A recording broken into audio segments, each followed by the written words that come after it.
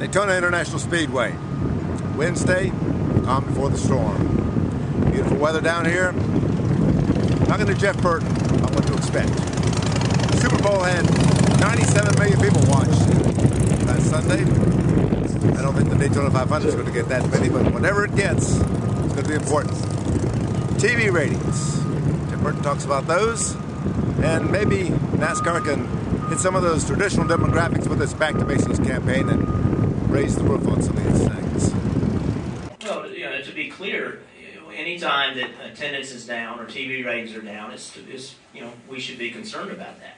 I'm not smart enough to know why the ratings are down. I'm not smart enough to know, if that's something that's going on throughout television in general. I don't know. It's nothing that I can control, nor is it something I can impact. So I don't spend a lot of time worrying about how to fix it. I think that we have more competitive teams today than we've ever had. We have more competitive drivers today than we've ever had. You can talk about the good old days all you want. The racing today is better than it's ever been. Those are facts. And those are things that I do know. If there's something else that has caught the attention of spectators, given time, I believe we'll get them back. Because ultimately, we do have good racing. Ultimately, we do have competitive racing. And, I think that, if we continue to do those things, we'll get our fans. And by the way, one thing it is clear to me of is that when you're dealing with a fan level that's up here, and it comes down a little bit, that's everybody says, oh my God, the world's coming in, the sky's falling, the sky's falling. That's a lot better than dealing with it down here and it falling. We have great viewership. We have great spectators. We have fans that are passionate. They're passionate about it. We have a high level of expectation from our spectators and our fans, as we should.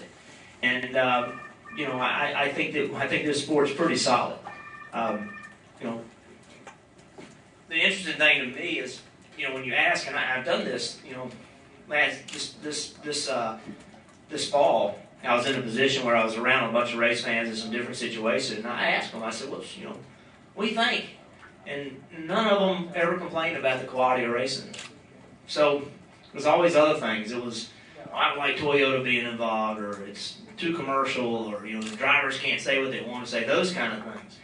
And all in all, it's the kind of things that really, what are we to do? Our sport has to continue to grow.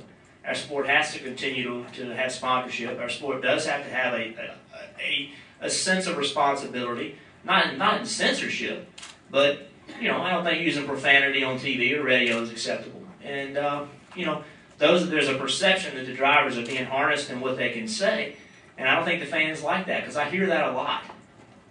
The reality of it is, what I find really interesting, the reality of it is, our sport's the only major sport which you can question the governing body without being penalized.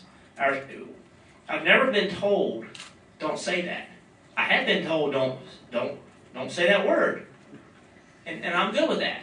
I think that's how it should be. If my 8-year-olds and my 12-year-old, 7-year-old, sorry, they turn the TV on, I want to be able to watch this, without me having to worry about what people are going to say. And I don't think that Tony Stewart or Jeff Gordon or myself or anybody I've never been pulled aside and said, don't you talk about this or don't you talk, never. So some of it's just our sport has grown and some people don't like the way it's grown.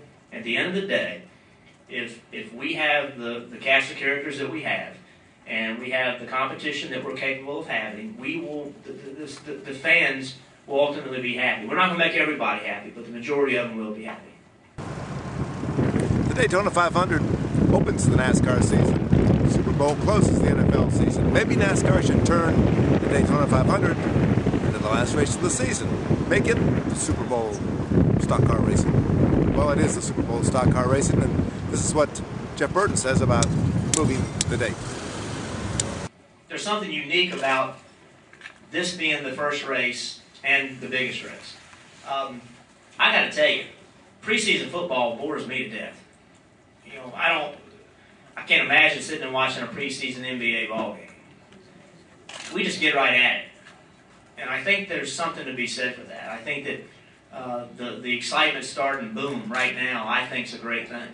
And to me, the Daytona 500 meaning so much, being the first race of the year, all the enthusiasm, excitement that's something that can't be replicated by other sports. And I wouldn't want to see that change. I think it's in the best interest of our sport to let the championship, the last race of the year, be a great big race no matter where it is, because it's the championship. But the first race of the year, being the Daytona 500, that's a special thing. I think it would be I think that's one of the things that makes our sport different and unique, and I'd hate to see that change. And what are the storylines to look for here? Jeff Burton gives us some ideas. Well, I think that the Toyota strength is obvious. We saw that last year at Talladega. The Toyotas were extremely fast. Obviously, everybody's gonna talk about Dale Earnhardt Jr. being fast. His beginning of his time with Hendrick. But really, at the end of the day, the car tomorrow. What is the impact of the car tomorrow in the Daytona 500? How is the car tomorrow going to make the race different than what we saw in the past? That's really the question that we all have to answer. What are we going to have to do differently to be successful with the car tomorrow versus what we did with the last car? If you approach this race the same way you approached it with the car we've been racing, I think you're destined to be disappointed. This is a completely different package. It's a completely different mindset. And I think learning what that mindset needs to be is what's really important. Some people may have already figured that out, but the majority of people are still figuring that out. And who can figure that out the quickest? That's going to be, they might show up on the speed chart, by the end of the testing. You might look at a speed chart and say, well, Mark Martin, he's only 50 the fastest. But he and his team might have built something that can go win the Daytona 500. And I think understanding what you need to do to be successful with this car, that's the big story. Mike Mulhern for the Winston-Salem Journal and JournalNow.com.